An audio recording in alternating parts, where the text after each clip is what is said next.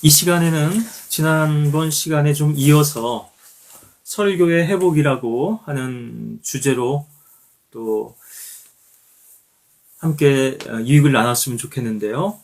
이 시간은 설교 시간은 아닙니다. 그리고 강의라고 하기보다는 일테면은 일종의 스터디 형식의 발제라고 할 수도 있을 거고요. 그래서 이런 주제에서 제가 도전받았던 또 경험했던 부분들을 사역자분들하고 같이 나눴으면 하는 바람이고, 또 이것이 단지 사역뿐 아니라 그리스도인의 신앙생활, 특히나 주님과 교제하고 또 주님을 섬기는 부분에서도 중요한 또 단서나 실마리가 되고 또 팁이 되지 않을까 해서 또 이런 부분들을 같이 말씀으로 나눴으면 하는 그런 부담을 주셨기 때문에 이 부분을 또 이어서 전하기를 원합니다. 먼저 하나님 말씀 보시면요, 우리가 소위 목회서신이라고 하는데요, 디모데전서에 있는 말씀 먼저 보고 한 3구절 정도 먼저 보고 이 부분에 대해서 같이 또 도전을 받았으면 합니다. 디모데전서 4장 13절에 있는 말씀을 먼저 보겠습니다. 내가 갈 때까지 읽는 것과 권고하는 것과 교리에 전념하라. 바울이 디모데에게 전념해야 할 것 3개를 말씀하시는데요. 처음에는 읽는 것, 리딩이죠. 그 다음에는 권고, 교리, 이 3가지를 좀 말씀하고 계신데요.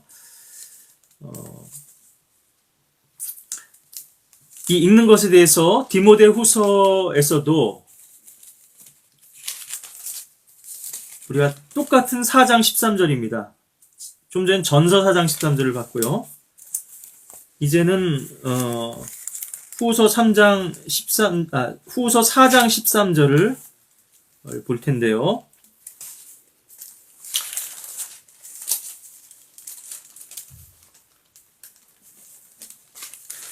(4장 13절에) 보시면은 내가 올 때 내가 트로아에 있는 카프의 집에 두고 온 외투를 가져오라.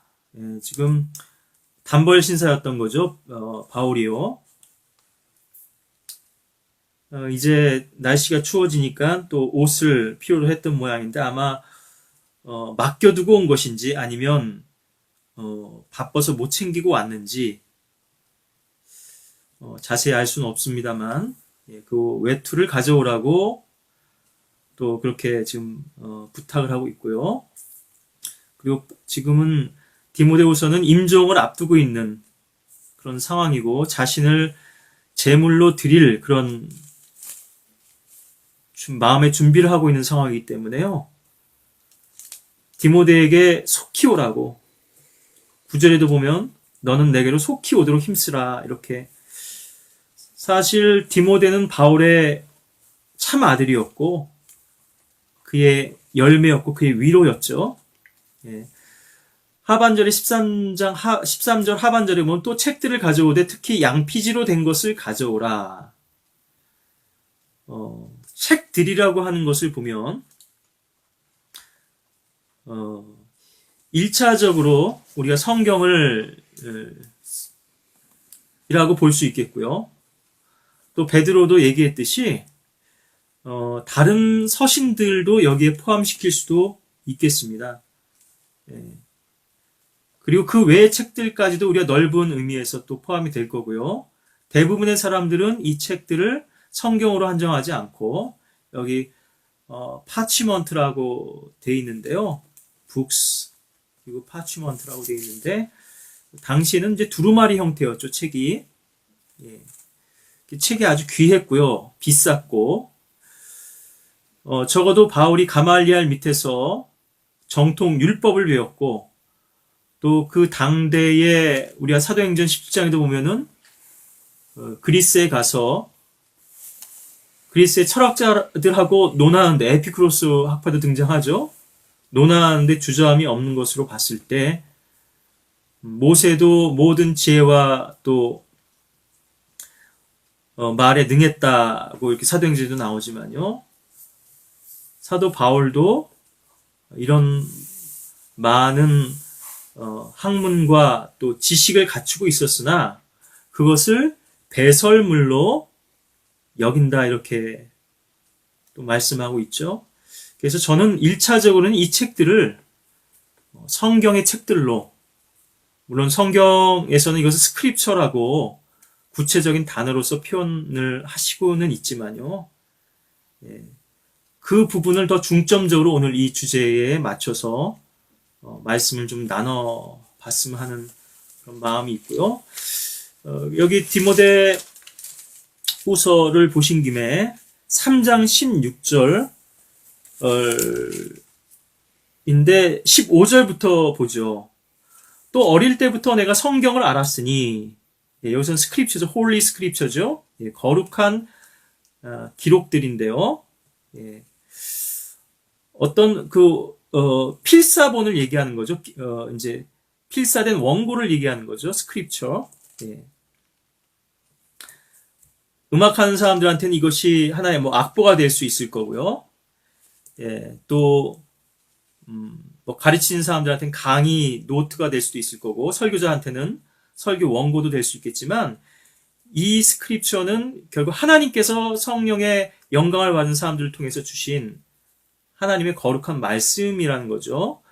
또 어릴 때부터 내가 성경을 알았으니 그 성경은 너로 그리스도 예수 안에 있는 믿음으로 인하여 구원에 이르도록 지혜롭게 할 수 있느니라. 모든 성경은 하나님의 영감으로 주어진 것으로 교리와 책망과 바로잡음과 의로 훈육하기에 유익하니 이는 하나님의 사람이 온전하게 되며 또 모든 선한 일에 철저히 구비되게 하려 함이니라. 이 하나님의 말씀을 통해서만 하나님의 사람들이 온전케 될 수 있고 또 준비될 수가 있는 것인데요. 갖춰진 사람만이 온전한 사역을 할 수가 있겠죠. 그래서 이 책들이라고 하는 부분을 저는 성경에 더 초점을 맞춰서 그렇게 말씀드리고자 하고요. 또 좀 전에도 언급되었다시피 베드로서에서 몇 구절 또 확인해 보시면은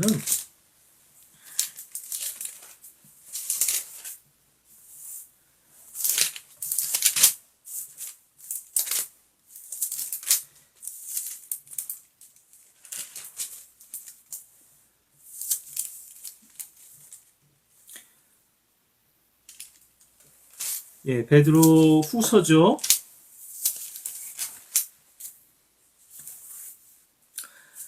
우리에게 소망에 관한 이유를 묻는 사람들에게 답변할 것들을 이제 우리가 준비해야 된다 이런 말씀도 있는데요. 베드로서 3장 15절 16절 보시면 또 우리 주의 오래 참으심이 구원인 줄로 생각하라. 우리의 사랑하는 형제 바울도 그가 받은 지혜대로 너희에게 그렇게 썼고 그의 모든 편지에서도 이런 것에 관하여 말하고 있으나 그 가운데는 깨닫기 어려운 것이 덜어 있어 무식한 자들과 견고하지 못한 자들이 다른 성경들처럼 억지로 풀다가 스스로 멸망에 이르느니라. 여기도 보면은 사도 베드로가 바울의 편지에 대해서 언급을 하고 있죠. 표현은 지금 다르게 되어 있지만 성경 또 편지, 책들, 저는 이것을 성경에 좀 더 집중시켜서 여러분들에게 좀 오늘 설교자의 성경 읽기라고 하는 부제목으로요. 우리가 읽는 것이 참 중요한데 어떻게 우리가 이 하나님의 말씀들을 읽어야 할 것인가 하는 것인데요. 베드로전서 3장 거기 15절에서도 보면은 여기 이제 예비하라고 이렇게 말씀하고 있는데요. 그러나 너희 마음속에서 주 하나님을 거룩하게 여기며 너희 안에 있는 소망에 관한 이유를 묻는 모든 사람에게 답변할 것을 온유와 두려움으로 항상 예비하고 그래서 형제들은 언제든지 기도할 준비를 해야 된다는 말씀을, 그런 당부를 드리게 되고요. 설교자들은 항상 소망에 관한 이유를 답변할 수 있는 준비를 갖춰야 될 텐데, 그래서 제 말로 표현하자면 늘 준비하고 언제나 준비되어 있어야 된다. 뭐 주말만 설교 준비를 하는 게 아니고요. 일주일 내내 주님과 교제하면서 준비를 해야 되는 것이고요. 그래서 그리스도인들에게 일어나는 모든 일들은 사실은 다 영적인 일들입니다. 그래서 그 일들이 어떤 의미가 있는지, 주님과의 교제 가운데서 주님의 음성을 들으려고 주님의 뜻이 무엇인지, 주님의 손길이 무엇이고 어떤 길로 환경으로 나를 이끄시려고 하는지, 이것이 또 주님의 다루심이기도 하고요. 그래서 그리스도인들은 영적으로 이해할 수 없는, 우리가 상식적으로 이해할 수 없는 일이 일어났을 때 그것은 이건 영적인 일이고 하나님의 개입이구나, 어떤 영적인 개입이구나, 하나님께서 개입하셨던 마귀를 통해서 우리에게 개입된 것이, 마귀의 공격이든 아니면 하나님의 직접적인 손길이라고 하는 부분, 마귀의 공격도 사실 하나님의 허락하심하에 있기 때문에요. 어떤 분은 이것을 이를테면 전무가 사장 결제 없이, 회장 결제 없이 어떻게 일을 하느냐, 이렇게도 쉽게 표현하시던데 참 맞는 말씀입니다.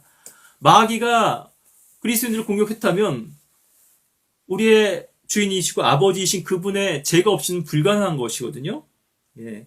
지금은 우리가 가정교사 아래 있죠. 아직 상속을 받은 사람들이 아니고요. 주님의 양자가 되어서 성령이 될 때까지 온전히 우리가 성숙한 믿음으로 성장하고 온전한 믿음으로 주님께 쓰시기에 합당한 그릇으로 빚어지기까지는 주님께서 우리를 다루실 필요가 있는데, 그래서 청지기 아래 두셨다고 갈라디아서 4장에도 말씀하시지만요.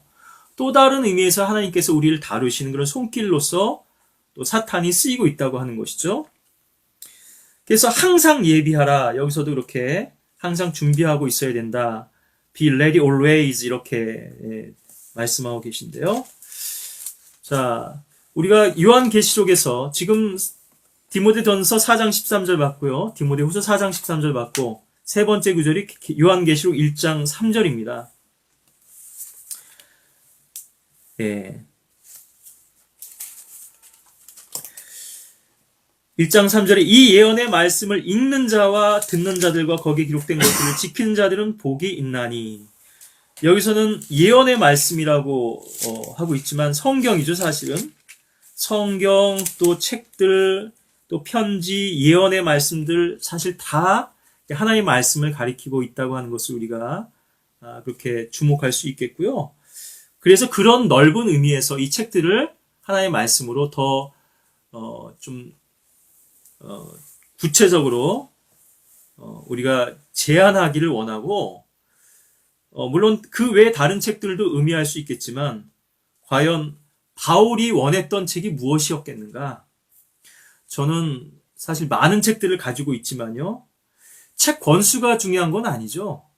얼마나 가치 있는 책을 소장하고 있고 또 그 책들을 공부하고 있느냐 하는 부분이 중요하겠지만, 전 참 좋은 책들을 많이 또 소장하고 있고 또 좋은 자료들을 알고 있습니다. 그것을 다 접하고 이해할 시간이 부족할 만큼이요.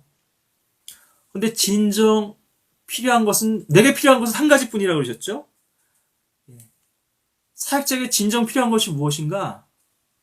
다른 것은 다 서툴 수 있고 부족할 수 있습니다. 그렇지만 성경에 있어서만큼은 통달해야 되고 마스터를 해야 되고요. 전문가가 돼야 되거든요. 사실 목사에게 가장 수치스러운 거는 목사님이 뭐 그런 것도 모르냐고, 목사가 성경 모른다는 것만큼 부끄러운 일은 없죠. 성경을 설교 가르치는 사람인데, 물론 사역자도 인간이고요. 뭐 완전하지는 않습니다. 기억력에도 한계가 있고, 그래서 뭐 성경 구절을 인용하는 거는 성구 사전에 도움을 받을 수 있습니다. 요즘 뭐 컴퓨터에도 검색 프로그램들이 많고 그런 앱도 있지만요. 그거는 기계도 해줄 수 있는 거예요. 그것을 목사에게 요구하는 게 아닙니다. 어떤 성경 구절, 내가 그러면은 찾아가지고 알려주겠다고 하면 되죠. 그런 건 부끄러운 일이 아닐 수 있어요. 물론 그것도 사실은, 뭐 개인적으로는 부끄러워해야 되겠습니다만은, 사역자들로서는요. 네. 근데 적어도 중요한 구절들은, 바로바로 제시를 해줄 수 있어야 되는데, 저도 지금 자꾸 까먹기도 하고, 또 말씀을 늘 책상머리에 앉아서 공부하는 건 아니니까요. 그렇지만 정말 주님의 뜻이 무엇인지 묻는데 나도 모르겠다. 지금 수술실에서 수술을 해야 되고 영적 상담을 해야 되는데 성도가 물었을 때 형제님 나도 그거 모르겠어요. 나도 기도해보고 알려줄게요. 물론 어떤 부분은 그렇게 신중하게 답할 부분도 필요한 부분이 있겠지만요. 왜 그 자리에서 주님과의 교신이 안 된다는 얘기죠? 본부에서 왜 지령이 안 내리냐는 얘기죠? 이렇게 답해주라. 내주하신 성령께서 왜 아무런 말씀도 안 해주시겠느냐. 예, 그래서 읽는 자와 듣는 자들과 거기에 기록된 것들을 지키는 자들은 복이 있다 하셨는데요. 뭐, 좁게는 이 요한계시록의 말씀이 되겠지만, 넓게는 이 요한계시록뿐 아니라 성경 전체에 걸쳐서 다 해당되는 말씀이죠. 읽죠? 이것을 읽을 뿐 아니라 또 들어야 되죠. 예. 그래서 기록된 하나님의 말씀이 있고 선포된 하나님의 말씀이 있다. 말씀의 삼위일체에 대해서 기록된 말씀과 선포된 말씀은 결국 우리 안에 내주하신 성육신하신 말씀 되신 그리스도 그분에 의해서 이 말씀을 우리가 선포하는 능력도 얻고 또 이 기록된 말씀을 이해할 수 있는 그런 명철도 얻는 것인데요. 또 들을 뿐 아니라 이 기록된 것들을 지키는 자들이 복이 있다 그러시죠. 왜냐하면 그때가 가까움이라. 예, 이 말씀대로 우리가 살 수 없다면 성경대로 믿는 사람들이라고 하는 그런 구할에 모인 분들이 많이 있는데요. 저는 성경을 믿는 사람이라 이렇게 또 고쳐서 표현합니다만 난 성경대로 믿는 사람이에요. 너무나 당당하죠. 예, 물론 우리가 성경의 원칙과 교리대로 실행한다 그런 의미이겠습니다만 우리가 과연 성경대로 그렇게 살고 있는가? 우리는 다만 성경을 믿고 그 성경에 기초한 믿음으로 실행하려고 하는 사람들이죠. 우리도 역시 넘어짐이 있고 연약함이 있습니다. 그렇지만은 거짓된 교리에 빠져 있으면서 그것을 정당화할 수는 없는 것이죠. 또 잘못된 종교 형태를 갖추고 있으면서 하나님께서 원하지도 않는 그런 종교적인 열성과 종교적인 형식을 유지하면서 그것을 교회라고 얘기할 수는 없겠죠. 반듯한 교리와 또 반듯한 그런 원칙에 따른 실행을 하더라도 또 우리가 넘어지는 이런 연약함하고는 또 다른 아주 완고한 문제가 그 가운데는 또 상존하고 있는 것이고요. 우리가 성경적인 성별도 중요하지만 또 이것을 우리의 개인의 삶 가운데 적용해서 우리가 얼마나 더 성결된 삶을 통해서 간증을 남길 것인가 하는 것은 또 다른 차원의 문제니까요. 예, 전자에만 방점을 두고 후자를 외면한다면 이 사람들도 또 다른 종교적인 위선자가 되고 또 거짓 선지자가 될 수밖에는 없는 것이죠. 그래, 이 예언의 말씀이라고 하는 부분을 어차피 우리가 요한계시록 봤으니까요. 요한계시록 22장 18절 또 19절에 보시면 이는 내가 이 책의 예언의 말씀들을 듣는 각 사람에게 증거함이니 누구든지 이것들에 더하면 하나님께서 이 책에 기록된 재앙들을 그에게 더하실 것이요 또 누구든지 이 예언의 책의 말씀들에서 삭제하면 하나님께서 생명의 책과 거룩한 도성과 이 책에 기록된 것들에서 그의 부분을 제하여 버리시리라. 예, 여기서도 예언의 말씀들 물론 좁게는 요한계시록이 되겠지만 넓게는 구약의 예언서뿐 아니라 성경의 모든 말씀이 사실은 하나님의 구체적인 예언의 말씀을 담고 있습니다. 그런 의미에서 또 이 성경의 책들이 다 우리의 예언의 말씀이고, 또 이 말씀을 함부로 더하거나 빼는 것, 이것이 이부의 또 죄였죠.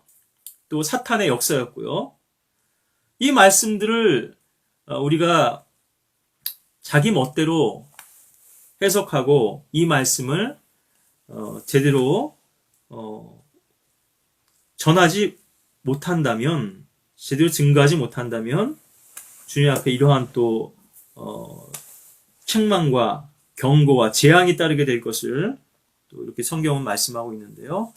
자, 우리가 한 구절 더 찾아보도록 하겠습니다. 제가 미리 생각한 구절은 아닌데요. 마태복음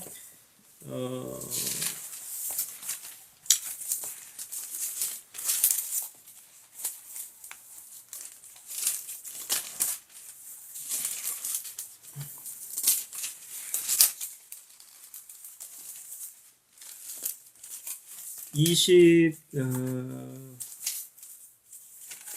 장인가요? 율법사하고 말씀하신 대목이 22장인가요? 네, 여기 있네요. 22장 29절에 말씀하시길, 예수께서 대답하여 그들에게 말씀하시기를, 너희가 성경도 하나님의 능력도 모르므로 오해하고 있도다. 이렇게 해서 오해에 대해서, 성경을 오해하는 것에 대해서 말씀하시면서 31절에도 그러나 죽은 자의 부활에 관하여 하나님께서 너희에게 말씀하신 것을 읽어보지 못하였느냐? 읽어보지 못하였느냐? 이렇게 또 묻고 계시죠? 우리 누가복음일 텐데요. 누가복음에서도 같은 본문을 좀 우리가 찾아서 좀 비교해 보겠습니다. 누가복음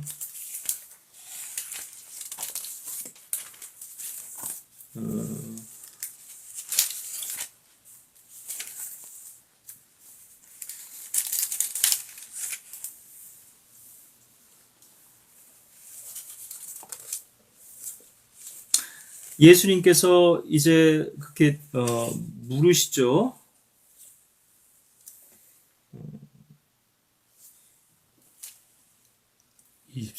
27절인가요? 예. 너는 어떻게 읽느냐? 이게 여기가 아닌데, 예, 제가 지금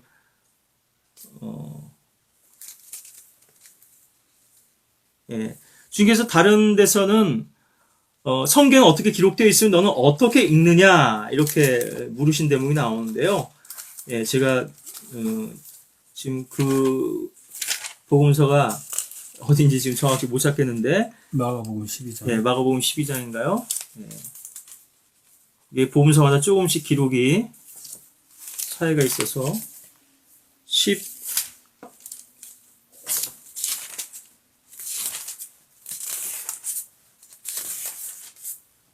네.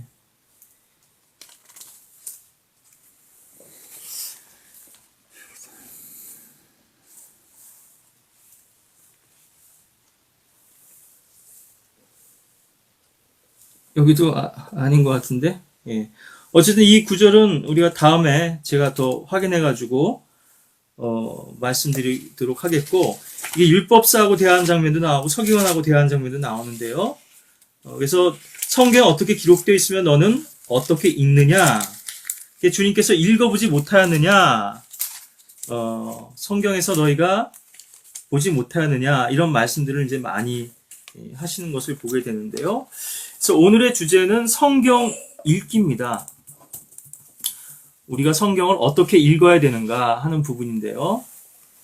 이 부분에서 제 나름대로의 이것이 또 실패일 수도 있겠고요. 또 제가 성경을 읽고 또 주님과 교제하는 그런 요령에 대해서 조금이라도 또 동료 사역자분들하고 함께 공유할 수 있으면 좋겠다는 생각이고, 그래서 함께 스터디하는 그러한 형식으로 이렇게 이해하시면 좋겠고, 또 다른 성도님들도 이것을 주님과 교제하고 성경을 또 읽고 공부하시는데 하나의 그렇게 요령으로 삼으셨으면 좋겠다는 그런 말씀을 드리게 되는데요.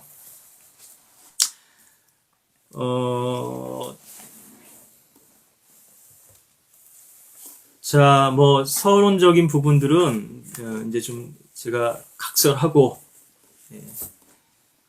바로 이제 본론으로 들어간다면요. 성경을 읽는 법인데 일단은 다독이 중요합니다.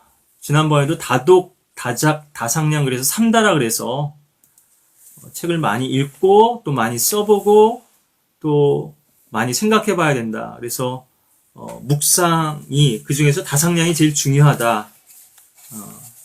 이 부분을 우리가 소홀히 하기 쉬운데 말씀 묵상하는 부분에 대해서도 강조를 드렸지만요. 본문을 깊이 있게 읽고 묵상하는 것이 참 중요합니다. 조지 캠벨 몰간이라고 하는 그 영국의 설교자분이 계신데요. 웨스트민스터 채플에서 사역하셨던 그런 분이고 많은 또 저술도 남기고 했는데요. 이분은 설교 준비를 하거나 또 저술을 할 때 그 본문을 50에서 60번 정도를 읽었다고 합니다. 그래서 조 헨리 조엣이라고 하는 또 영국 목사분은 모간의 뛰어난 사역은 성경 자체가 메시지를 전하게 하는 데 있다라고 이렇게 지적한 바도 있는데요. 예. 성경 본문을 얼마나 깊이 읽고 묵상하느냐에 따라서 거기에서 주님의 우리가 음성을 듣고 또 주님 메시지가 나올 수 있겠죠. 그래서 동양의 그러한 그 경구를 보면 독서 100편 의자현이라고 해서요. 책을 100번 읽으면 그 뜻을 저절로 알게 된다 하는 그러한 또 말이 있습니다. 여기서 현자는 사실 볼견자인데 여기서는 나타날 현으로 이렇게 쓰이고 있는데요. 독서 100편 의자견이 아니라 그래서 의자현인데 우리 하나님 말씀 안에 다 답이 나와 있습니다. 가능하면 하나님 말씀을 많이 우리가 접하는 게 좋은데요. 저도 뭐 지금 제약된 환경 속에 있기 때문에 주로 저는 오디오 바이블을 많이 활용하거든요. 이것도 좋은 방법입니다. 러크만 목사님도 지금 뭐 90세가 훨씬 넘으셔서 나이가 많이 드셨기 때문에 이제 눈이 침침해서 성경을 제대로 읽을 수 없다는 거죠. 그래서 이분도 오디오 바이블로 성경을 많이 듣는데 그것도 이젠 자꾸 귀도 청각도 귀도 어두워지는 거죠. 우리가 아직 젊었을 때 힘이 있을 때 하나님의 말씀을 더 사모하고 또 공부해야 될 그런 또 중요성이 있을 텐데요. 또 보면은 해리 아이언사이드라고 하는 분도요. 말년에는 이제 다쳐서 시력을 많이 이제 손상되게 되는데 욕조에서 넘어져가지고 또 그렇고 또 나이 때문에도 또 눈이 침침해졌지만요. 그래서 성경을 강의할 때 옆에서 아내가 성경 본문을 읽어주고 또 옆에서 하나의 베이스로 놓은 참조로 놓은 어떤 원어 해설 같은 것들을 그 구절에 대한 해설을 비교하면서 그 구절에 대한 이제 주해를 구술을 해주고 또 그것을 또 아내가 타자기로 받아치고 이렇게도 하셨고요. 또 뭐 설교자분들 중에는 성경을 볼 수 없으니까 지금 러카 목사님도 설교를 그만두신 이유 중에 뭐 여러 가지가 있겠습니다만은 나이도 있고 이제는 이 성경을 펴놓고선 봐야 되는데 제대로 보이지 않고 또 러카 목사님은 나이뿐 아니라 또 하키라다가 팩에 맞아가지고 시력을 많이 손상하게 됐었죠. 뭐 허리도 좀 다치고 그러셨지만요. 그래서 그것 때문에도 설교하는데 많은 제약을 이제 받으시는데 그게 이제 사실은 제가 몇 년 전에 그 확대 그 램프를 보내드린 적이 있는데 이게 참 너무 아름답고 좋은 램프지만 사실 나는 설교할 때 이게 지금 필요한데 사무실에 앉아서는 뭐 이제 얼마든지 그래도 좀 보조 수단을 통해서 볼 수 있는데 설교할 때가 정작 문제. 설교할 때는 회중 앞에서 좀 이렇게 움직여야 되고 또 그림 설교도 하고 하시니까요. 그런 면에서 이것은 보내서 참 감사한데 내가 이제 이것은 사무실에서 잘 쓰겠다. 이렇게 또 답장을 보내셨던데요. 그런 부분에서 많은 제약이 있을 수 있죠. 그런데 해리 아이언사이 같은 분도 뭐 럭커 목사님도 마찬가지지만요. 성경을 줄줄줄 외죠. 그래서 내가 성경을 좀 읽어드릴까요? 아내분이 아이언사이드한테 그렇게 해리 아이언사이드한테 물으니까 난 지금 벌써 몇 장째 성경을 지금 묵상하고 있다. 기억에 의한 거죠. 그래서 우리가 하나님의 말씀을 그렇게 사모하고 또 깊이 묵상하고 또 때로는 암송도 해야 되겠죠. 중요한 구절들을 암송도 하고 이것이 마치 우리가 물을 먹고 마시듯이 나의 삶 가운데서 일상화가 되고 숨을 쉬고 우리가 공기를 호흡하듯이 하나님의 말씀이 그렇게 이걸 내가 성경 읽어야지. 물론 우리가 준비된 마음으로 정성된 시간에 이렇게 주님 말씀을 보고 또 주님과 교제하는 것도 중요하겠습니다만은 이것이 나의 생활의 일부가 되고 마치 나의 호흡처럼 되었으면 좋겠다. 그리고 저의 삶 가운데서 또 그러한 경험이 있었기 때문에요. 그래서 일하면서도 듣고 또 걸어다니면서도 듣고 하다 보면은 많이 들을 때는 한 달에 성경을 2번씩 이렇게 들을 때도 있었는데 요즘은 그렇게까지는 많이 못 듣지만 이게 물론 횟수가 중요한 것만은 아니죠. 아까도 책 권수가 중요한 게 아니라 어떠한 질의 책이냐가 중요하다 말씀드렸지만 일단은 다독이 필요합니다. 처음엔 잘 안 들리죠. 그런 환경에서 집중도 잘 안 되고요. 그렇지만 그렇게 훈련하다 보면은 조금씩 더 들리고 나도 모르는 사이에 이것이 내 뇌리 속이나 내 생각 속에 스며드는 것을 알 수 있습니다. 그래서 뭐 그런 학습법도 있죠. 잠잘 때 뭐 이렇게 그런 것들을 사용해가지고 두뇌 개발에 도움이 된다는 뭐 그런 또 학습법 같은 것도 있는데요. 제가 뭐 그 상표 이름은 기억이 안 납니다만은 MC 스퀘어인가요? 뭐 하여튼 뭐 그런 것도 있죠. 우리는 의식하지 못하지만 은연중에 이 말씀이 우리 생각 가운데 많이 스며든다고 하는 것이고요. 이 부분에 대해서 지난번에 프롬프터 말씀도 드렸는데 요한복음 13장에서 우리가 한 구절 더 확인해 보시면은 요한복음 13장 2절에 보면 저녁 식사가 끝나자 마귀가 이미 시몬의 아들 유다 이스카리옷의 마음속에 주를 배반할 생각을 넣은지라 주님께서 우리에게 계속해서 지시를 하시고 명령을 하시고 생각들을 주시는데요. 지혜도 주시고 마귀도 마찬가지죠. 계속 이러한 악한 생각들을 넣어주는데 우리 그 에스겔서 11장 5절에서도 한 구절 더 보겠습니다. 이 부분도 사실은 원래 생각했던 그런 부분은 아니지만 필요할 것 같아서 에스겔서 11장 5절 주의 영이 내게 내리시어 내게 말씀하시더라. 말하라. 주께서 이같이 말씀하시느니라. 오 이스라엘 집아 너희가 이같이 말하였도다. 내가 너희 마음속에 생기는 일들을 일일이 아노라. 여기서도 마음속에 무언가가 들어온 것인데요. Come into your mind. 그래서 어떤 일들, 어떤 생각들일 수도 있고요. 어떤 것들이 들어왔는데 이 부분에 대해서 에스겔서에서는 20장 32절에서도 같은 표현이 쓰이고 있고 또 38장 10절에서도 어떤 생각이 들어오는 것에 대해서 말씀하고 있는데 대부분은 부정적이고 악한 생각들이지만요. 주님께서 우리에게 주시는 그런 지혜와 또 창의적인 지식과 또 좋은 그런 생각들로 우리가 인도받기 위해서는 이 말씀이 계속해서 우리에게 스며들어야 된다는 것이죠.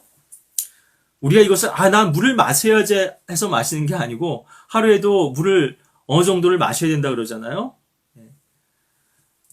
땀을 많이 배출하면은 갈증이 나니까 물을 많이 마시게 돼 있습니다. 그런데 물을 안 마시면요, 땀 배출도 안 되고, 그러니까 이 말은 또 활동을 잘 안 하는 거죠. 그럼 더 물을 안 마시게 되고, 이게 계속 악순환이 되거든요. 그래서 여러분들이 영적으로 어떤 갈급함이 있으면 이 말씀을 더 사모하게 될 것이고, 그러다 보면 더 많이 또 이것이 소화되고, 더 많이 또 갈급하게 되고요. 이런 식의 선순환 구조가 되어야 될 텐데요. 그래서 일단은 많이 읽는 것이 중요한데, 그러한 도구 중에 하나로, 여러분들 스마트폰에 아마들 대부분 찬송이 됐든 좋아하는 음악이 됐든 요즘 사람들은 다 그런 것들 또 담아놓고 있죠. 또 세상 사람들 같으면은 영화도 다운받아서 거기서 차 타고 가면서도 보고 이렇게 하는데, 우리가 이렇게 첨단 기기를 가지고 있는데요. 예, 어떻게 보면 미니 컴퓨터죠. 이 스마트폰이요. 여기에 오디오 기능만 이렇게 잘 활용해도 얼마든지 설교도 다운받아서 들을 수도 있겠지만은, 우리가 하나님의 말씀을 다른 무엇보다도, 이게 진수죠. 사람의 어떤 강론이나 성경 공부나 강의 내용보다도, 설교보다도, 물론 설교도 우리가 잘 들어야 되겠습니다만, 하나님의 말씀을 반복해서 여러 번 들음으로써 주님의 생각이 무엇이고 주님의 뜻이 무엇인지를 우리가 알아가야 될 텐데요. 그래서 하나님께서 우리에게 무언가를 지시해 주시고자 해도, 우리가 접하지, 하나님 말씀을 가까이 하지 않으면요, 알 수가 없습니다. 그래서 성도들도 그렇고 사역자들도 참 모든 환경이 사실 주님과의 교제의 그런 수단이 되는 것입니다.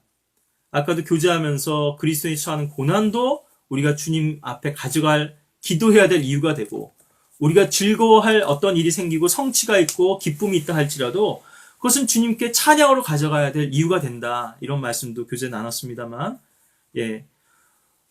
어떠한 환경이나 어떠한 사건이라 할지라도요, 그것이 해프닝일 수도 있는데 그 사람은 그런 의도로 얘기한 게 아닐 수도 있어요. 그런데 우리는 거기서 뭔가 하나님께서 알려주시고 일깨워주시고 하는 것을 캐치할 수가 있거든요. 주님 앞에 우리가 민감하게 끼어 있을 때 어떤 것이 사건일 수도 있고 어떤 다른 사람의 말일 수도 있고요. 그리고 신문에서 어떤 기사를 봤을 때도 그럴 수 있고요. 모든 것을 다 주님과의 교제로 초점을 맞추고 좌표를 설정해야 되는데, 잘못하면은 자꾸 뉴스 보다가 클릭하고 또 클릭해서 엉뚱한 데로 빠져들어가게 되죠. 모든 것을 주님과의 교제에 초점을 맞출 수가 있는데, 우리가 책을 보든 다른 사람과 대화를 나누든, 그래서 모든 것은 사실은 독해입니다. 성경 읽기라고 했지만요, 어떻게 영적인 사람이 성경을 읽는가라고 말씀드렸지만, 사실 우리는 책만을 읽는 것이 아니고요, 신문도 읽고 이 시대도 읽고 다른 사람의 의중도 읽고요, 상대방의 의도를 모르면, 저자의 의도를 모르면 책을 이해할 수 없고요, 대화하는 상대방의 의도를 모르면 대화를 나눌 수 없습니다. 겉으로는 무슨 얘기들을 주고받았지만 서로 엉뚱한 얘기만 한 거고 서로 교감이 안 된 거예요. 그러니까 이런 데서 오해도 생기고 미스도 나고요. 그러니까 자기가 본 대로 보려고 그러고, 자기가 보고 싶은 대로 보려고 그러고, 자기가 듣고 싶은 대로 들으려고 하는 인간에게는 이런 인지 편향성이 있다는 말씀을 지난번에도 드렸는데요.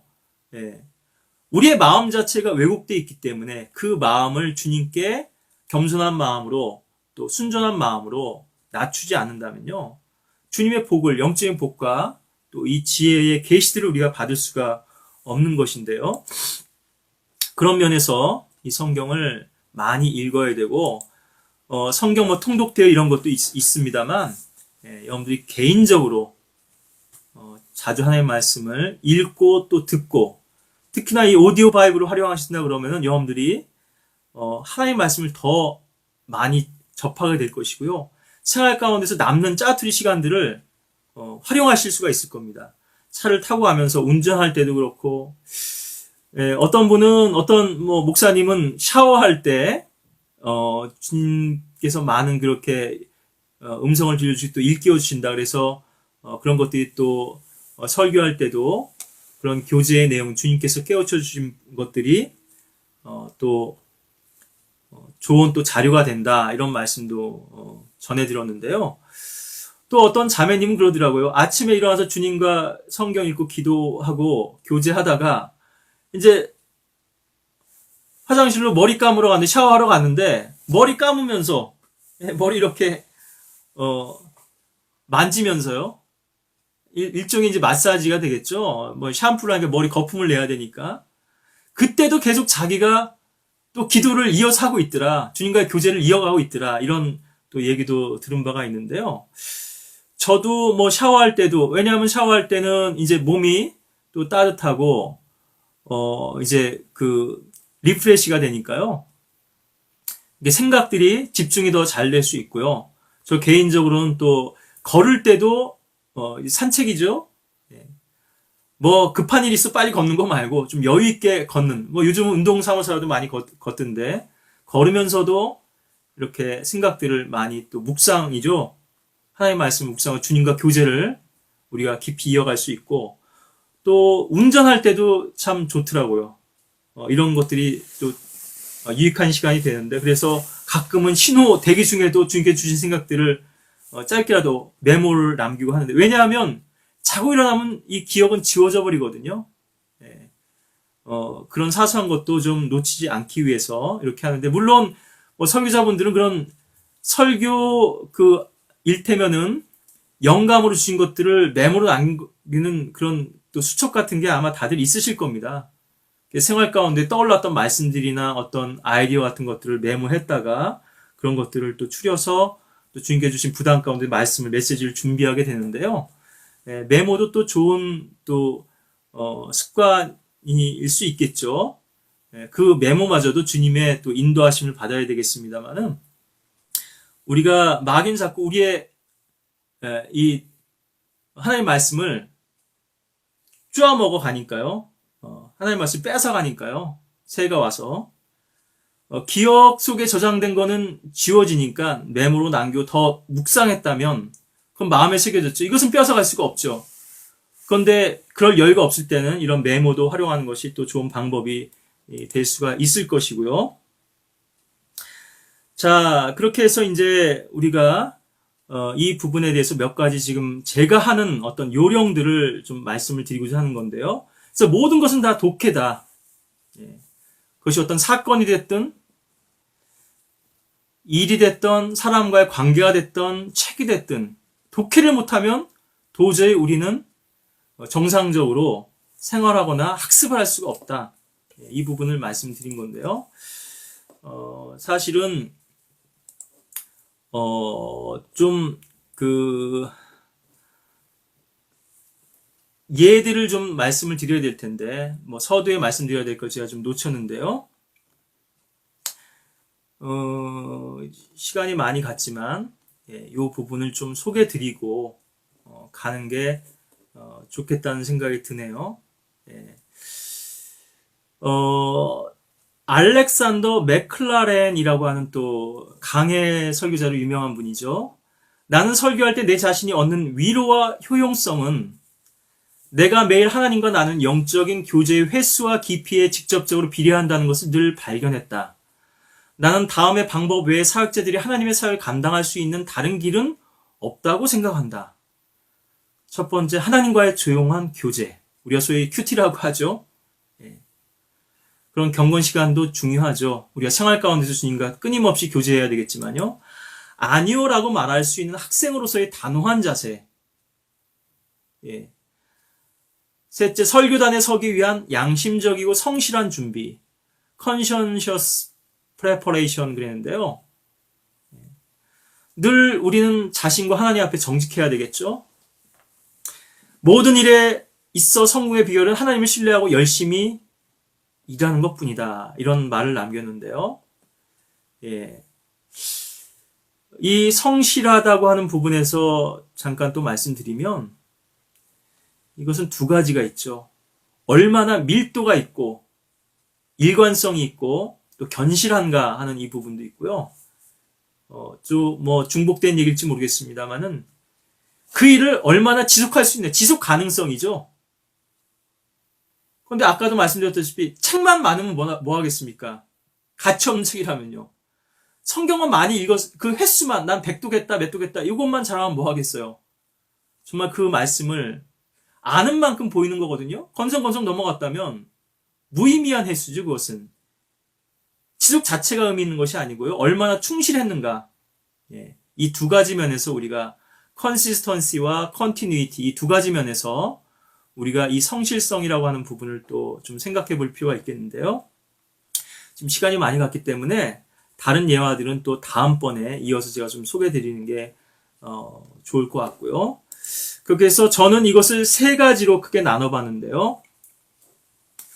우리가 성경을 읽을 때 좀 범위를 좁혀서 성경 읽는 부분에서 우리가 좀 구체적인 방법들을 좀 나누면은 먼저 첫 번째로는 팩트 파인딩이 있습니다. 우린 무엇을 읽든지 간에요.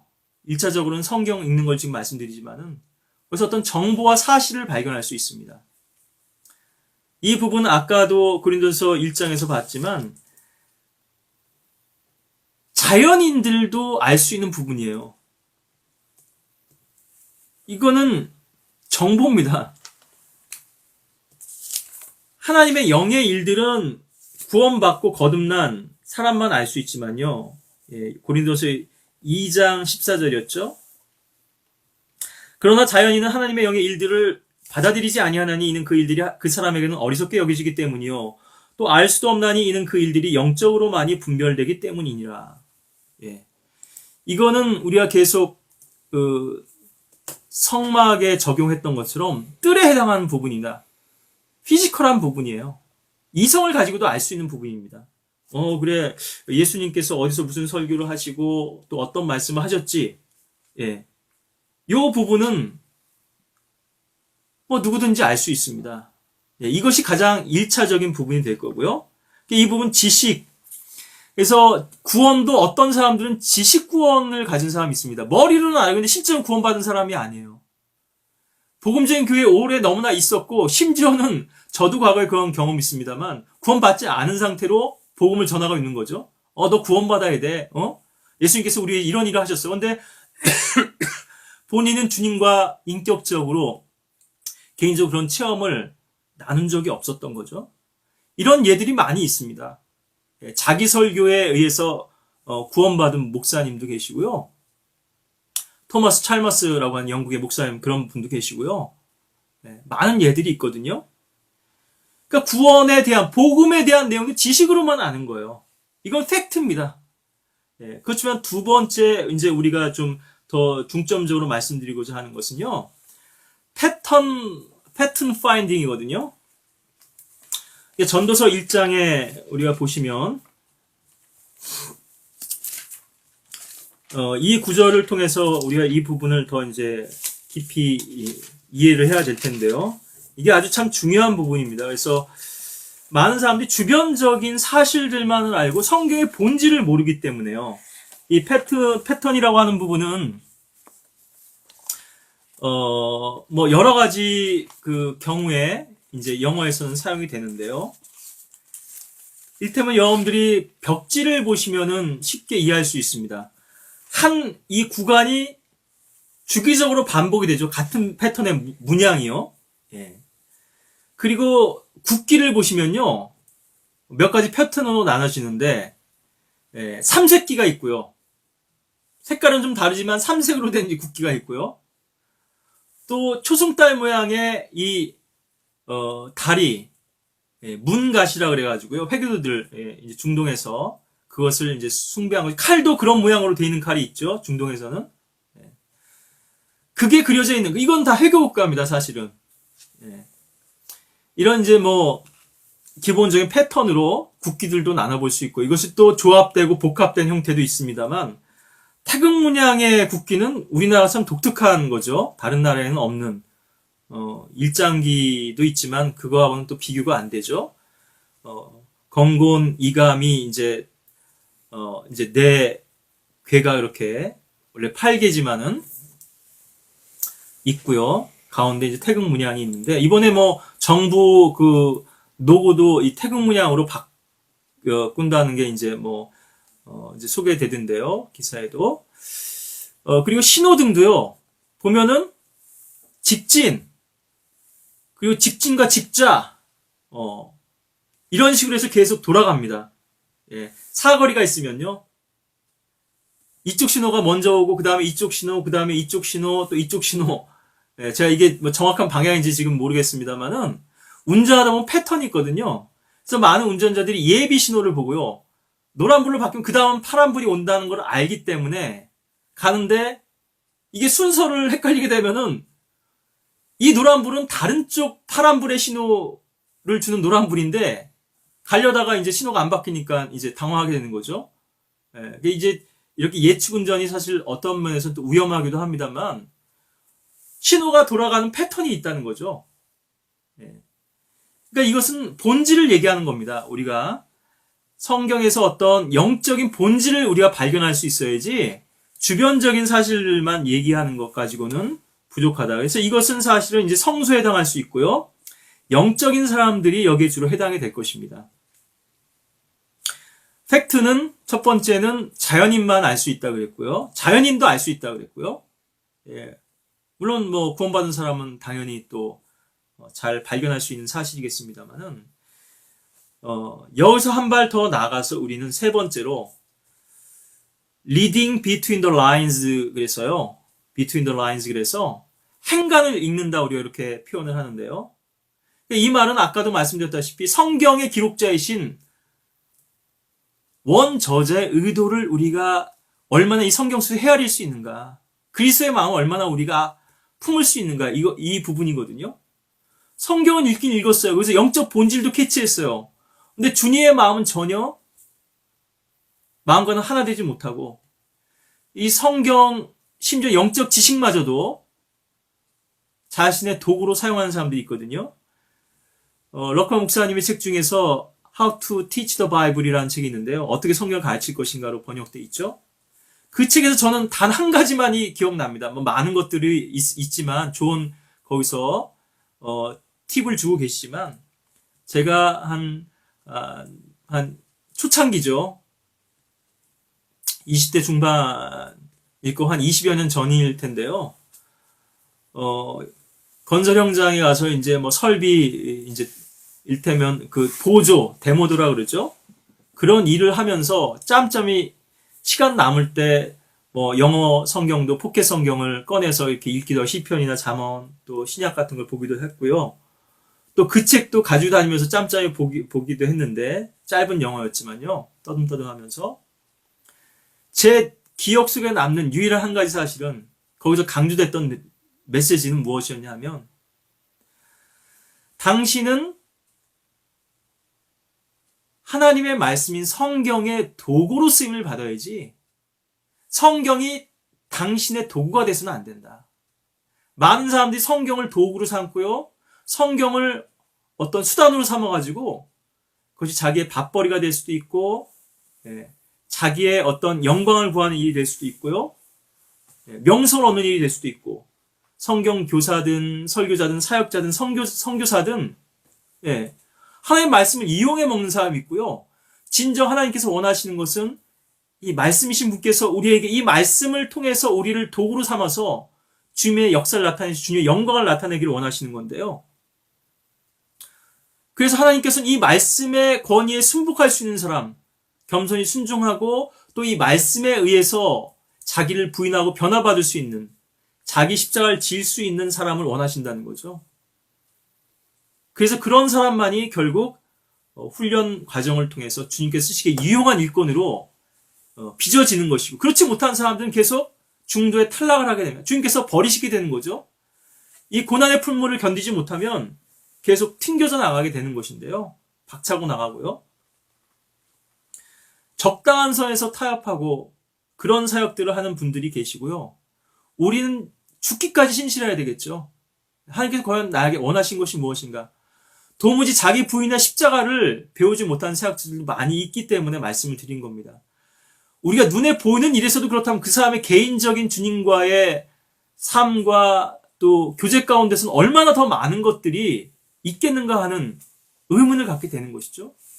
다른 사람과의 관계에 있어서, 다른 사역자와의 관계에 있어서 자신을 부인할 수 없고 낮출 수 없다면요. 자꾸 자신을 세우려고 하고 자기 이익을 구하고 자기에게 손해가 간다면 그 관계를 깨트려 버리고, 그럼 그 사람이 주님과의 교제에서는 어떤 교제를 나누겠느냐 하는 의문을 가지게 되는 것인데요. 그래서 이 부분이 이제 가장 중요한데, 성경을 읽을 때는요, 사실은 상상력이 많이 필요합니다. 이 상상력이라고 하는 부분, 특히 구약 성경 같은 부분은요, 생략된 부분, 여백이 너무 많습니다. 그 구절을 이해하기 위해서는 다른 구절들의, 참조 구절들의 도움도 받아야 되지만, 그래서 성경에 어떤 짝이 있는지를 알아야 되죠. 성경을 많이 보지 않으면 그 맥락을 이해하기 어렵죠. 그렇지만 우리가 경험을 통해서 배우게 되는, 이 구절이 바로 이런 의미였구나. 우리의 경험 가운데서 그 말씀을 깊이 묵상하지 않고는 알 수 없는 그런 구절들이 많이 있거든요. 성경에 수많은 사람들이 등장하죠. 수많은 인생들이 여기에 담겨져 있습니다. 수많은 사건들이 있는데, 그 사람들이 인생의 어떤 과정 속에서 그 일을 겪은 것이거든요. 어떤 상황이 있고 환경이 있습니다. 우리가 기계적으로 이 사건들을 접할 것이 아니라, 대할 것이 아니고, 어떠한 상황에서 이 사건이 있었고, 이 사건을 어떻게 그 사람들은 사건에 대해서 반응했고 경험했는지, 우리도 경험을 통해서 이 말씀과 부딪혀보지 않고는 알 수 없는 부분이 있다고 하는 것이고요. 또한 이 상상력이라고 하는 부분에 있어서는 어떤 면에서는 영화 감독들이 그리스도인들보다도 더 뛰어난 상상력을 발휘하기도 합니다. 그 어떤 전쟁 장면을 묘사하는 것도 그렇고요. 그 구체적인 상황들을, 이건 사실 어떤 작가적 영감이나 또 어떤 이제 예술가의 그런 상상력, 이런 차원에서 우리는 접근하는 것은 아니지만, 우리가 하나님의 말씀을 더 깊이 입체적으로 다각적으로 볼 필요가 있다. 평면적으로만 보면은 몸이 건조하게 지나갈 수 있는 말씀들이지만요. 그래서 이 가운데 수많은 사람들의 인생이 녹아져 있다 하는 것도 우리가 생각한다면 이 말씀이 얼마나 중대한 말씀이고 엄중한 말씀인지 우리가 또 이해할 수 있을 것이고요. 그래서 이제 많은 말씀들을 드렸는데요. 그래서 이러한 맥락에서 워치만 형제님은 이렇게 설명을 합니다. 오직 영적인 사람만이 성경을 해석할 자격이 있다. 다시 얘기하면 실패를 통해서 십자가를 경험한 사람만이, 그 말씀의 권위 앞에 자신을 겸손히 낮출 수 있는 사람만이 성경을 해석할 수 있는 자격이 있다는 말씀을 했는데요. 성경을 독해하고 이해하는 것도 마찬가지입니다. 적용하는 것도. 육신적인 사람은 팩트는 발견할 수 있어요. 영적인 사람은, 특히 좀 지능이 뛰어난 사람들은 패턴도 여기서 많이, 본질적인 것도 많이 발견할 수 있겠죠. 그러나 그리스도의 마음은 오직 영적인 사람만이, 자기 육신을 부인하고 자기 사랑을 주님 앞에 철저히 주님의 제단 앞에 내려놓을 수 있는 사람만이 발견할 수 있는 부분인데요. 사실 이 부분이 세 가지로 이렇게 요약해서 말씀드렸지만은 아주 중요한 부분이고요. 본질과 관련해서는 많은 예들이 있습니다. 양말도 패턴이 있죠. 패턴 가운데는 아가일 패턴 같은 이제 마른 목골로 된 이런 아주 독특한 패턴도 있고요. 넥타이도 보면은 줄무늬, 사선으로 된 넥타이도 있고, 잎사귀 모양이라든가 여러 가지 모양들이 계속해서 전면에 이제 깔려있는 그런 패턴도 있고요. 여러 가지 이런 또 패턴들이 있죠. 그래서 그 본질을 보는 게 중요하다. 그래서 이제 전도서 말씀 보다가 이제 너무 설명이 길어졌는데요. 여기 전도서 1장에 보시면 이렇게 말씀하고 계십니다. 9절에 보면 이미 있었던 것이 앞으로 있을 것이며 이미 된 것이 앞으로도 될 것이니 해 아래 새 것이 없도다. 어떤 것을 가리켜 보라. 새 것이라고 할 만한 것이 있느냐. 그것은 우리 앞에 있었던 옛 시대에 이미 있었던 것이라. 이전 것들을 기억함이 없으니 장래 일들도 후에 올 사람들에게 아무것도 기억되지 않으리라. 해 아래 새 것이 없다는 아주 유명한 말씀인데요. 이 부분을 전 처음에 잘 이해를 못했는데, 이것이 바로 패턴을 말씀하시는 거구나. 옛날에 자동차나 비행기는 없었지만요. 새의 비상의 원리가 이제 비행기에 적용된 것이고, 그 유선 구조 같은 데 적용이 된 것이고요. 또 물고기의 부력, 이런 것들이 또 배에도 적용이 됐고, 또 자동차는 없었지만 수레바퀴가 있었죠. 사실 이것은 우리가 생각하는 것보다 훨씬 초기입니다. 철기 문명에 대해서도 투발가인 말씀도 창세기에서 드린 바가 전에 있습니다만, 철의 역사라는 것도 있고 금속의 역사라는 책도 있더라고요. 그래서 청동기 이전에도 철기가 있었다, 이런 어떤 사례들도 책에서 제시하는 것을 제가 이제 얼핏 본 적이 있는데요. 우리의 상식, 뭐 청동기 시대 이후고 철기고 뭐 그전에 석기가 시대가 있었고, 이게 아니라 거의 동시대에 있었다고 하는 부분과 또 홍수로 인해서 이런 것들이 혼잡스럽게 됐다 하는 부분들을 또 말씀드리면서요. 그래서 해 아래 새 것이 없는데, 세탁기도 옛날에는 없었겠죠. 오늘처럼 이렇게 쓰는 가전제품의 세탁기는 없었겠지만, 세탁의 원리, 옛날에 양재물로 했죠. 세제 대신에요. 그리고 빨래 빵막이도 두 줄기죠. 요즘은 세탁기 그 원통에도 또 뭐 홈도 파놓고, 뭐 이제 여러 가지 이렇게 또 빨래가 세탁이 잘 되도록 하는 그런 도구들도 거기다 이제 접목하고 적용하는 걸 볼 수 있는데요. 다 같은 원리죠.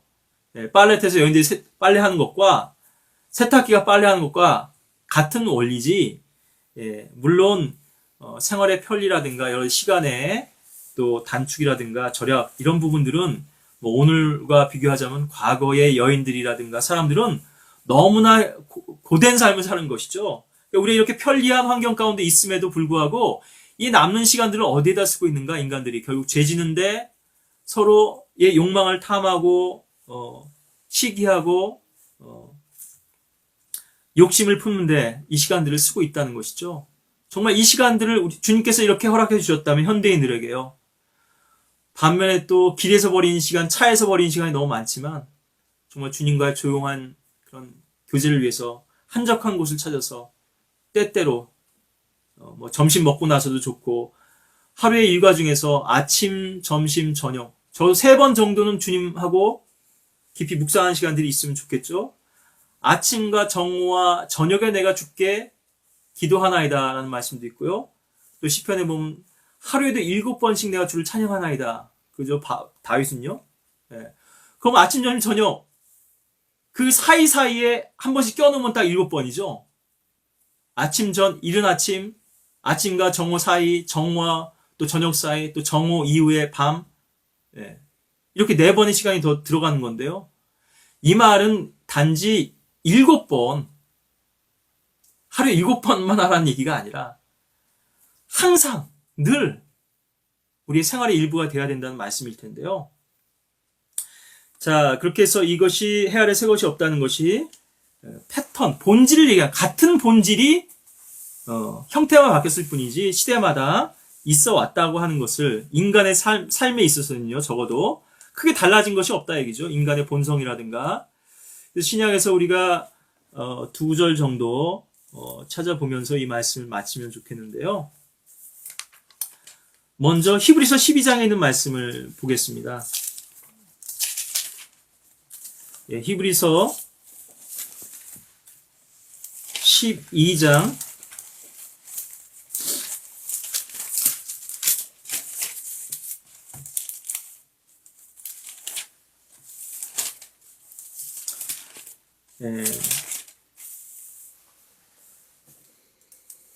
1절부터 있는 말씀을 3절까지만 보겠습니다. 특히 3절 말씀인데요. 그러므로 이처럼 많은 구름 같은 증인들이 또한 우리를 둘러싸고 있으니 우리 또한 모든 무거운 것과 쉽게 에워싸는 죄를 벗어버리고 인내로 우리 앞에 놓인 경주를 하자. 그리고 우리 믿음의 창시자의 완성자이신 예수를 바라보자. 그는 자기 앞에 놓인 즐거움을 위하여 십자가를 견디시고 수치를 개의치 아니하시더니 하나님의 보좌 오른편에 앉으셨느니라. 너희가 마음이 지쳐 낙심치 않기 위하여 자기에게 저질러진 죄인들의 그와 같은 모순된 행동들을 견뎌내신 그를 깊이 생각하라. 믿음의 창시자의 완성자이신 예수 그리스도를 바라보자고 했고요.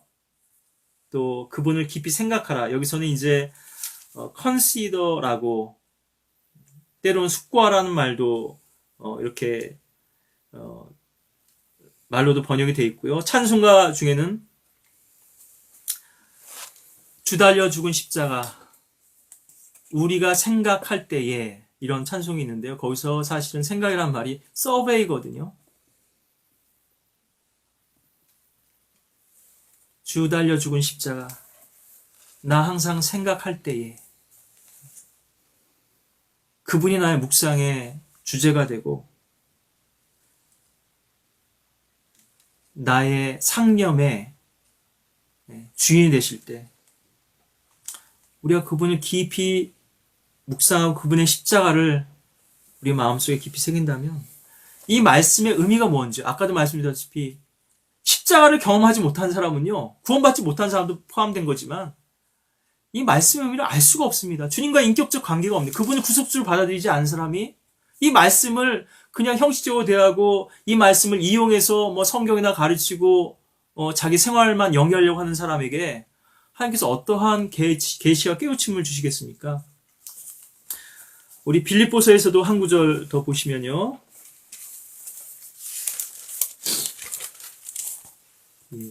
깊이 묵상하고 생각하시고 또 연구하시는 주제가 되기를 바라겠고요.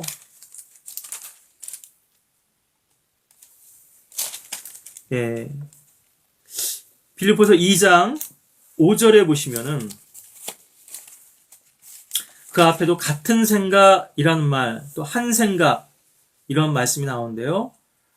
like-minded라는 것도 있고 one-mind라는 것도 있고요. 예. 두 마음이 되면 안 된다는 거겠죠. 예.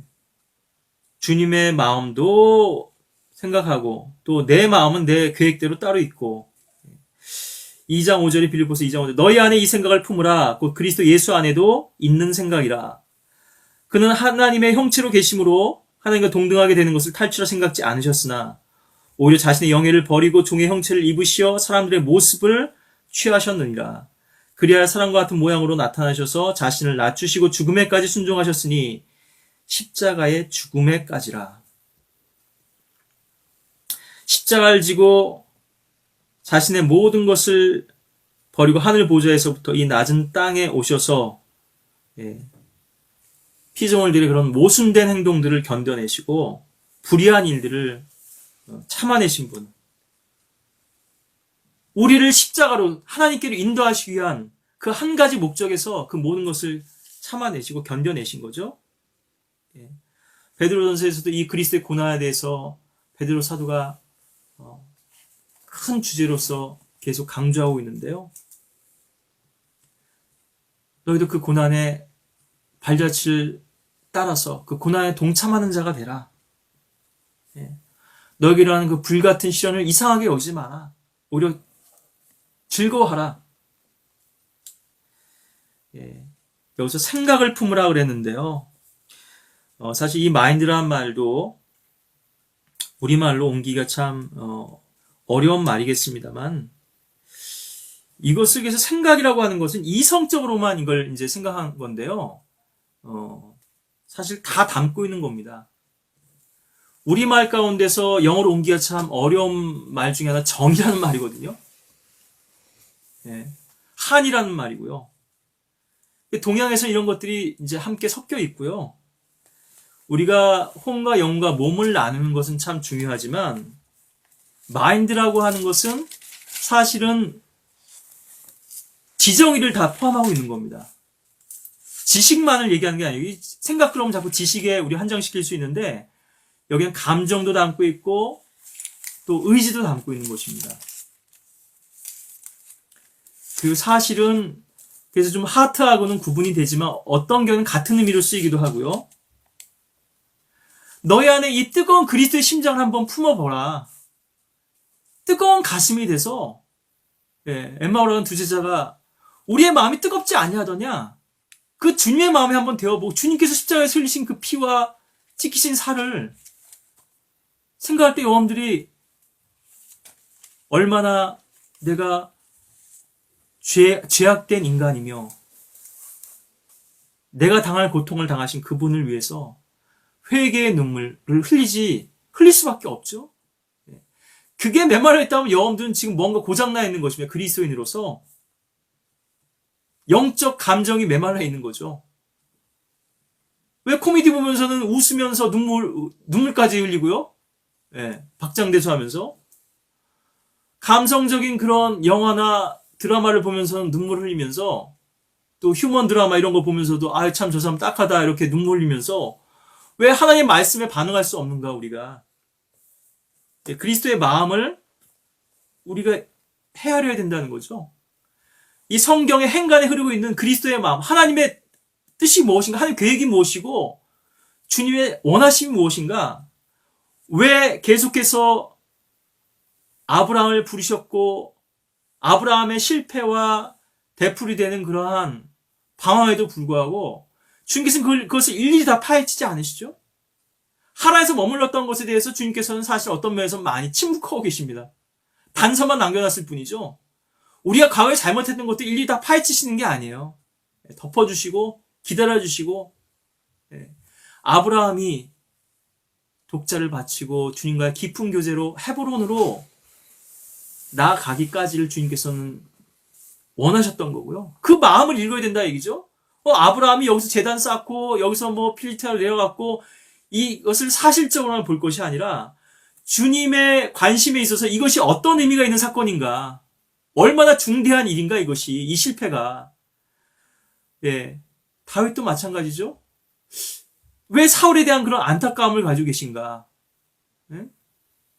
하나님께서 사울을 거절하셨지만요, 이미 패하셨지만 어떤 마음으로 38년간 40년간 죄에 있었는데요, 왕위에 그 38년 기다려주셨는가, 사울에게 대해서. 그 마음을 우리가 헤아릴 수 없다면 우리는 성경을 그냥 책장만 넘긴 겁니다. 그러할 때 또 주님의 마음 가운데서 우리가 많은 것들 도전받고 또 깨우칠 수가 있겠죠.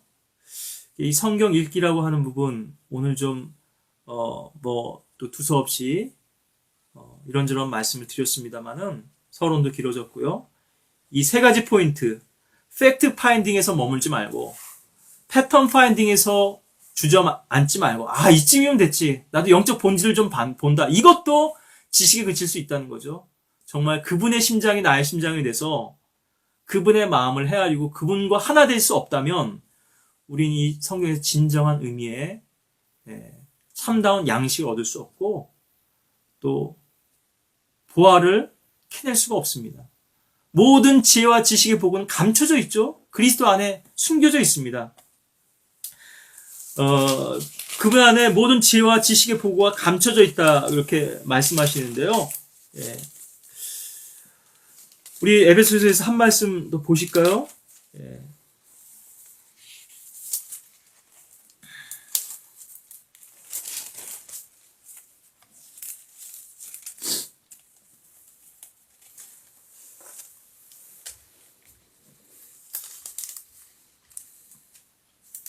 이 지혜와 지식의 보고이신 분을 우리가 소유하고 있는데, 우리가 지혜만 구한다면요, 지식만 구한다면 결국 그분에게는 이를 수 없습니다. 그래서 지혜와 지식의 모든 보화를 감춰두고 계신 그분을 우리가 소유한다면 그분 안에서 풍성한 또 계시들을 발견할 수가 있을 텐데요.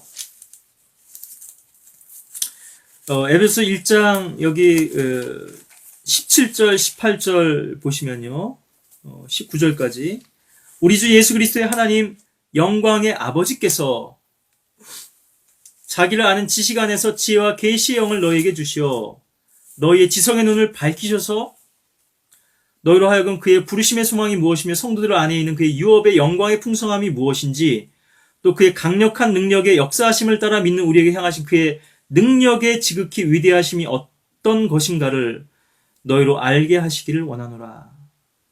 바울에게는 이러한 사모함이 있었죠. 이것을 또 성도들에게도 전하고자 하는 그러한 열망이 있었습니다. 너희도 이렇게 주님의 지혜와 계시의 영 안에서 너희 지성의 눈이 밝혀져서 우리의 눈이 감겨지면은 볼 수가 없죠. 문맹인 사람은 글을 모르니까 책이 있어도 볼 수가 없습니다. 그처럼 영적인 문맹인 사람들은요, 영적 소경인 사람들은 그 눈이 떠지기 전에는 이 말씀을 계시의 책으로 접하는 것이 아니라 어떤 정보나 사실들만 보는 눈으로서 그렇게 제한하기 때문에요, 하나님의 깊은 것들을 알 수가 없는 것이죠. 그래서 우리가 주님 안에서 이 풍성한 영적인 보화들을 또 그분의 성령의 능력 가운데서 또 깊이 체험하고 또 그것을 우리의 양식으로 삼아서 풍성히 누리고 향유하는 그런 영적인 또 생명으로 채워진 그러한 삶이 되었으면 하는 말씀을 드리고요. 그분 안에는 모든 것들이 예비되어 있습니다. 우리가 그분 앞에 나갈 때 이 말씀도 깨우쳐 주실 거고, 우리가 답답하고 어려운 상황에 처했을 때도 우리에게 또 주님께서 지혜로 인도해 주실 거고요. 성경을 보다가 우리 인간의 이성을 이해할 수 없는 부분이 너무 많고 도저히 이 말씀 어떤 의미인가 우리가 모르는 것들이 너무 많은데요. 그것이 바로 우리가 주님 앞에 엎드릴 수 있는 좋은 기도의 제목이고 또 주님과의 교제에 또 한 방편이 된다고 하는 말씀을 드리면서 오늘 이 성경 읽기, 설교자의 성경 읽기라고 했지만 사실은 어떻게 영적인 사람들이 성경을 읽고 또 하나님을 발견해 나갈 수 있는가 하는 부분을 또 여러분과 함께 나눴습니다. 감사합니다.